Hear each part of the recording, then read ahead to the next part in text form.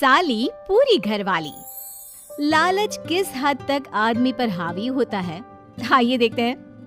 देख राधा, तुझे घर का सारा काम आता है, ये अच्छी बात है, लेकिन हमें ये नहीं पता था कि तू पढ़ी लिखी कम है और तेरी छोटी बहन की तो सरकारी नौकरी भी लग गई है। कैसी बात कर रही है माँ जी? सारी बात करके ही तो पापा ने शादी की थी। अब जब छोटी की सरकारी नौकरी लग गई है तो आप लोग ऐसी बात कर रहे हैं। ज्यादा बकवास मत करियो।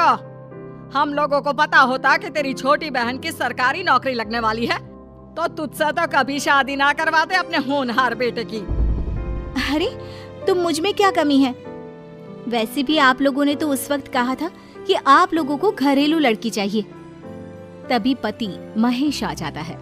देख राधा, 100 की सीधी एक बात बता देता हूँ, तू जा और अपनी बहन को बोल कि उसे यहाँ रहकर अपनी कमाई हम लोगों को देनी होगी जब तक हमारे सारे कर्जे उतर नहीं जाते, नहीं तो तू अपना बोरिया बिस्तर बांध और निकल मायके। राधा पति की बात सुनकर हैरान रह जाती है। दिमाग है भी क्या आप लोगों के पास? क्या बोले जा रहे हैं? साली को घर पर रखेंगे? अरे मोहल्ला समाज क्या कहेगा? और माना पिताजी को उसके पैसों की जरूरत नहीं है, लेकिन वो अपनी कमाई आप लोगों को क्यों देगी? अरे क्योंकि हम लोगों के ऊपर कर्जे हैं, समझी? या तो तू कमा कर ला या अपनी बहन को बोल कि अपनी बहन का घर बचाना चाहती है तो यहाँ आकर रहे। सभी मिलकर राधा को घर से निकाल देते हैं। राधा भी कहाँ जाती, मायके जाकर रोने लगती है। छोटी बहन मीना कहती है, अरे क्या हो गया दीदी, कितना पैसा मांग रहे हैं? अरे अभी दे देते हैं ना, रो मत, अब तो मेरी भी नौकरी है। लेकिन राधा तो रोए ही जा रही थी। नहीं नहीं, इस बार लगता है उन लालची लोगों ने कुछ और ही डिमांड रखी है, वरना राधा इतना ना रोती। क्यों बेटी, क्या हुआ है? माँ पिताजी, इस बार जो उन लोगों ने मांगा है ना, वो सुनकर तो आप लोगों के पैरों के नीचे से जमीन खिसक जाएगी। ऐसा क्या मांगा है दीदी? तुझे मांगा है।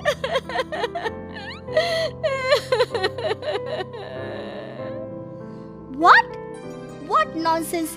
दीदी क्या बोल रही हो, समझ रही हो? हाँ, मेरी सास ये बोलकर भेजी है कि या तो मीना अपनी सारी कमाई उन लोगों को तब तक दे जब तक उन लोगों के कर्जे खत्म नहीं हो जाते, या फिर मैं मायके में जाकर रहूं यहाँ। क्या मजाक बना रखा है? ऐसा होता है क्या कहीं?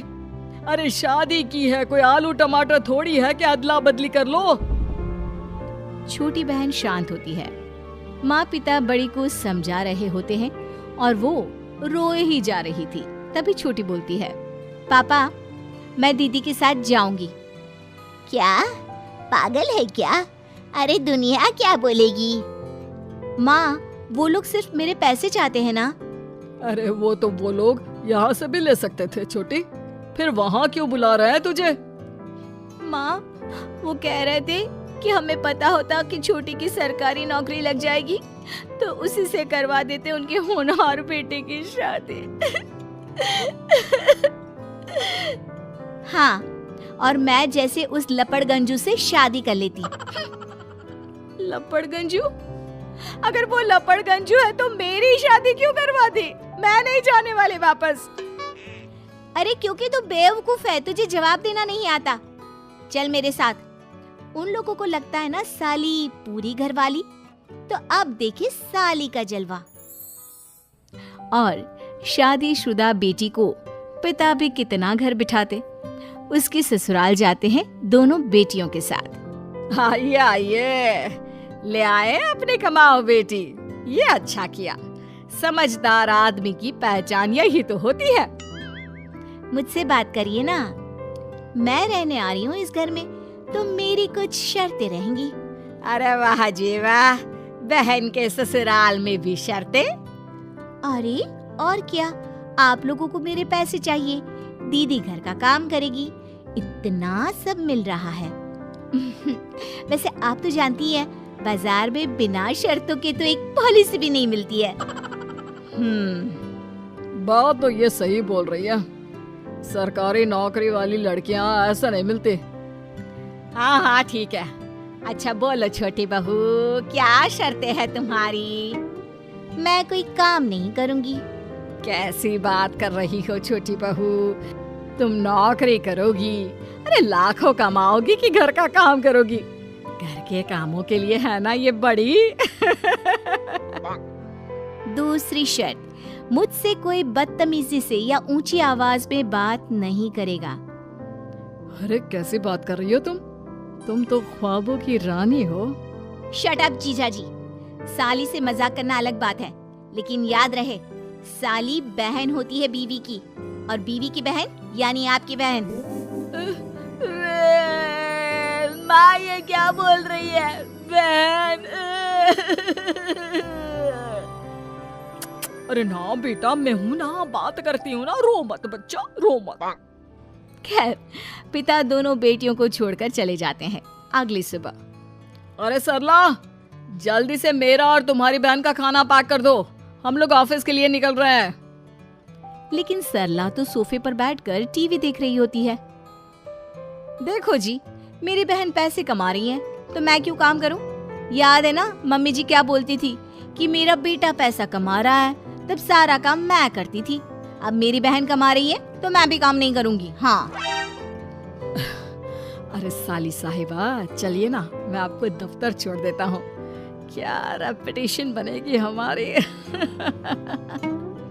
हाँ हाँ जीजा जी चलिए, आज आपकी ये इच्छा भी पूरी कर देते हैं। छोटी के ऑफिस में, अरे ये कौन है?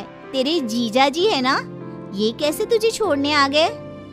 अरे वो अब ना मेरे पास ही रहती है। सभी एक दूसरे की तरफ देखने लग जाते हैं।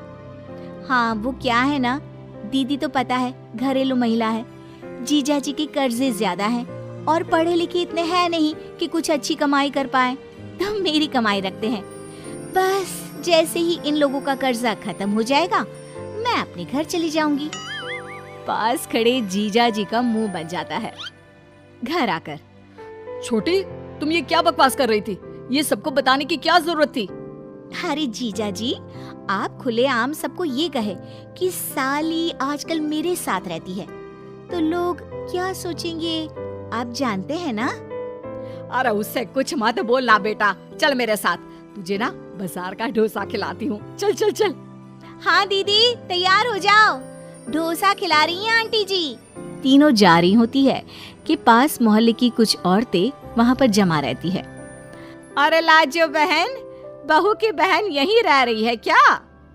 हाँ हाँ, इसे भी रख लिया है। अब आप तो जानती ही हैं कि हम लोगों का दिल कितना बड़ा है। जी, इन लोगों का दिल उतना ही बड़ा है जितना इन लोगों का कर्जा। अब बेचारी बुढ़िया का बेटा लायक तो है नहीं और बहू की बहन की सरकारी नौकरी, तो ले आए घर अपने। इनका कर्जा अब मेरी कमाई से ही तो खत्म होगा ना। सबके सामने सास की भी बेइज्जती हो जाती है। घर आकर सास और बेटा दोनों छोटी पर बरस पड़ते हैं। बस, मैंने कहा था मुझ पर कोई नहीं चिल्लाएगा। मैं जा रही हूँ अब। अरे लेकिन, अरे जाने देना माँ, मुझे एक बात समझ में आ गई है। अगर हमें खुद पर विश्वास हो तो अपनी समस्याओं को हम खुद सुलझा सकते हैं, फिर हमें किसी की जरूरत नहीं है।